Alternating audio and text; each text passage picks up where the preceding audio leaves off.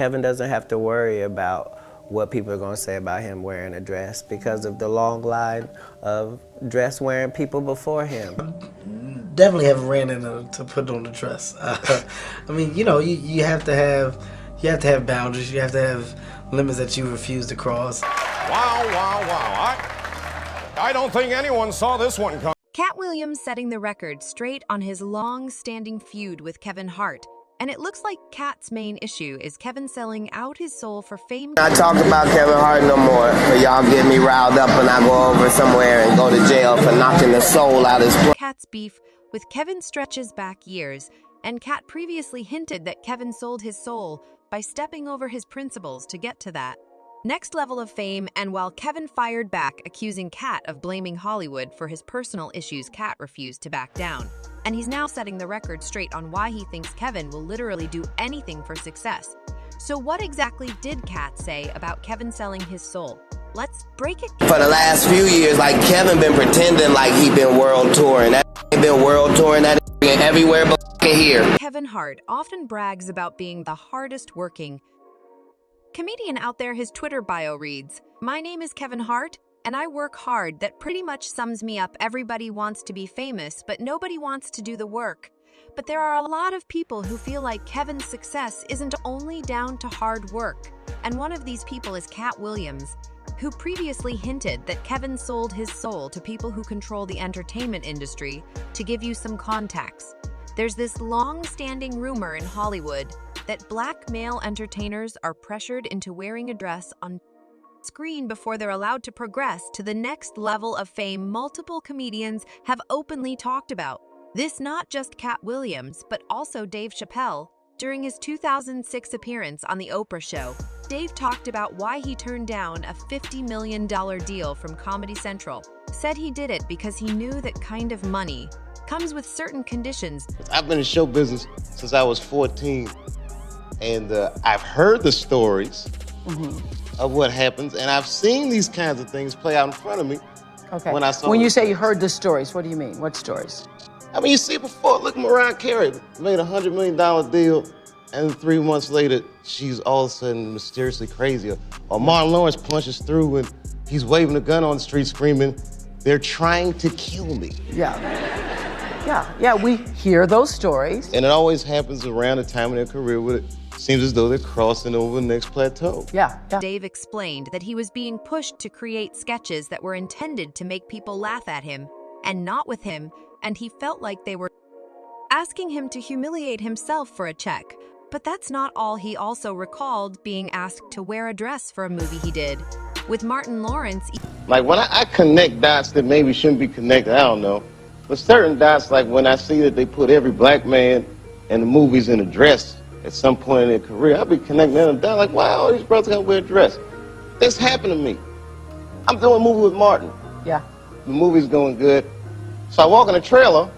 I'm like, man, this must be the wrong trailer because there's a dress in here. Even after Dave said that he felt the dress was unnecessary for the scene, the producers kept pressuring him and claimed that all the greats did it. It's the writer comes in. I think he's the writer. He's like, Dave, listen, we got this hilarious scene where Martin's sneaking out of jail. So he disguises you as a prostitute. And he put this dress on and, what? A prostitute? Nah, I'm not doing that. I don't feel comfortable with that. That should have been in the discussion. What? You don't feel comfortable with it? I mean, it's a hilarious bit. All the greats have done it. So, well, if all the greats have done it, it's kind of hacky, right? You're right. So why don't we just not do it? Because I don't feel comfortable wearing a dress. Oh, come on, Dave. Listen, we got it all set up. We were supposed to shoot. Every minute you waste costs this much money. You know, the pressure. According to Dave, the producers had 2 versions of the scene ready in case he refused to put on a dress, and they only left him alone once they realized they couldn't wear him down. Now the producers come on, David would be so great. I mean, and then I started thinking about it.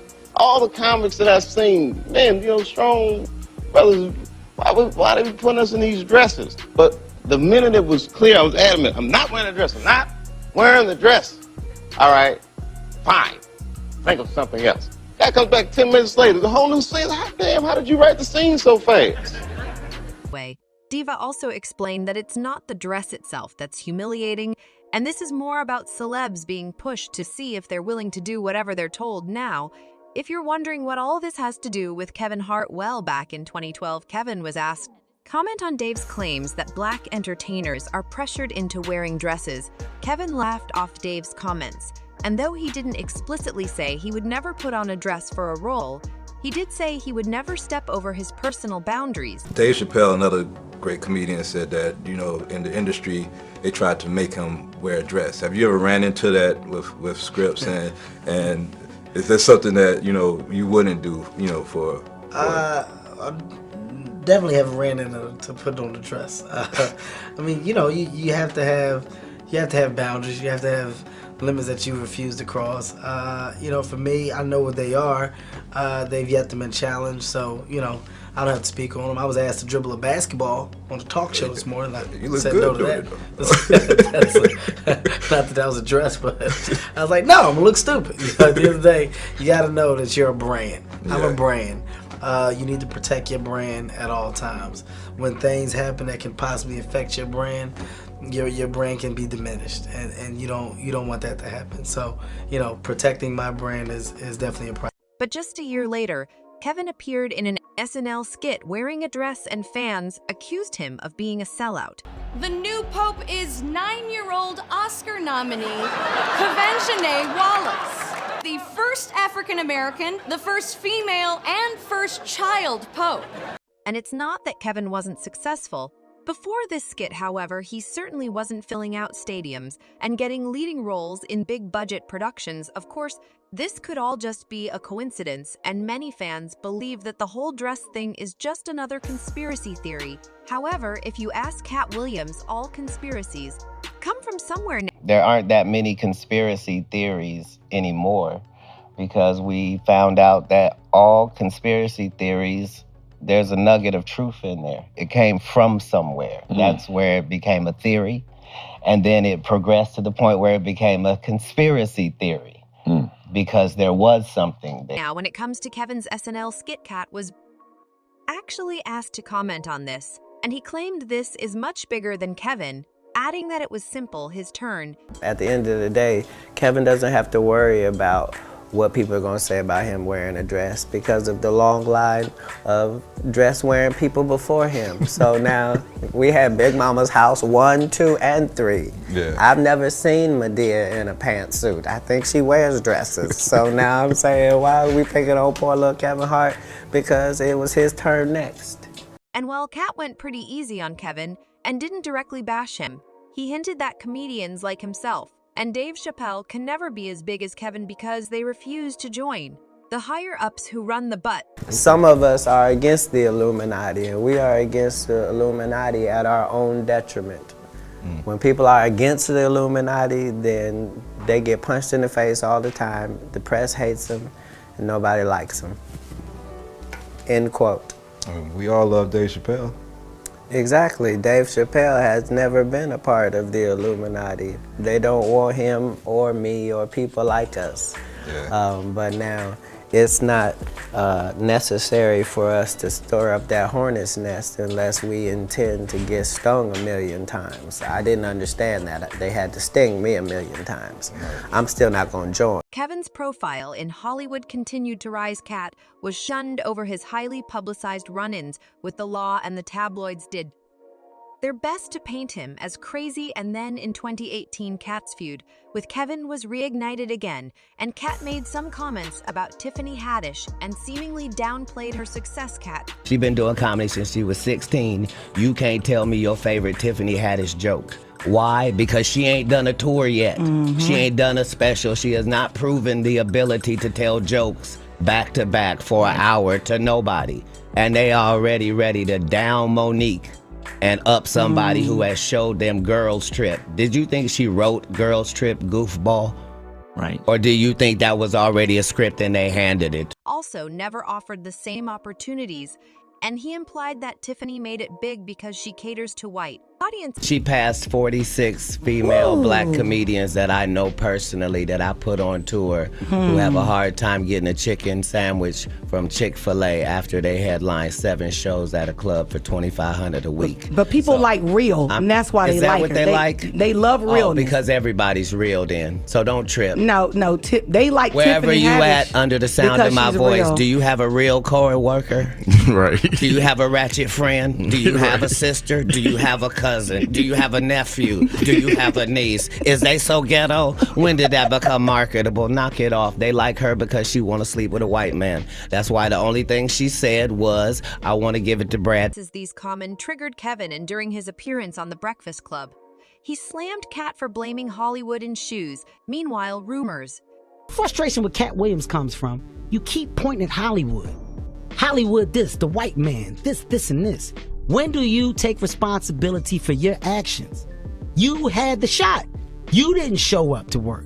You f***ed off promo shoots. You became a risk to the studios, which is why the studios stopped f***ing with you. Why was he a risk? He chose drugs. Oh, okay. Take responsibility for what you chose and say, you know what? I gotta fix me, and I'm gonna come back and I'm gonna stand up for.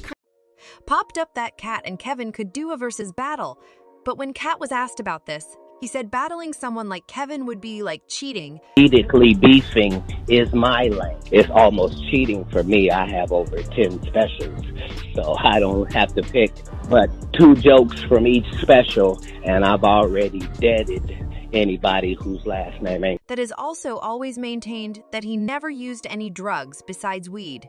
So he later hopped on IG Live to address Kevin's comments and threatened Kevin for lying. Why he wasn't there and off making 85 milli.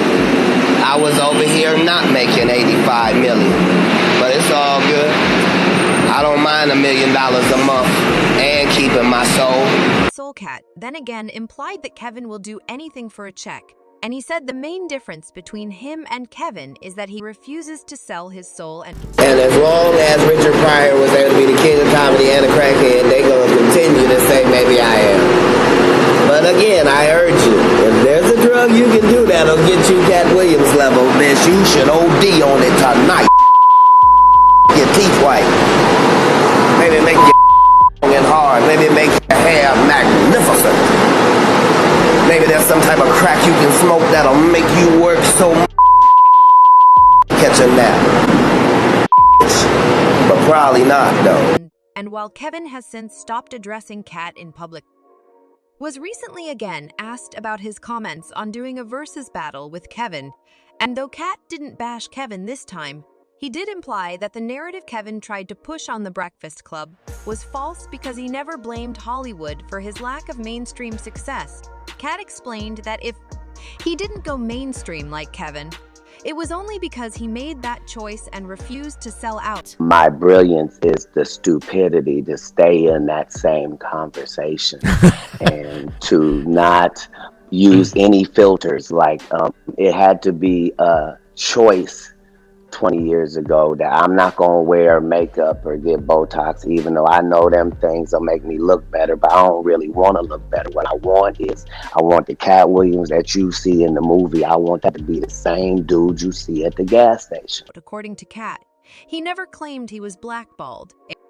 He was simply making a point that you can either stand by your principles or sell out now. I heard a comedian say, yeah, but you see, Katt Williams ain't selling soap or diapers or none of that, because they think like I've been blackballed and I'm not, I don't do sponsorships or endorsements because I'm blackballed. But the truth is, in 20 years, I never been on a commercial audition in my life. Like, I never let my tour get sponsored when I was broke or now. Like, I don't take free clothes. Like, I dress myself. Like, I don't have a stylist. Like, my point is, I can't win over there because I don't play.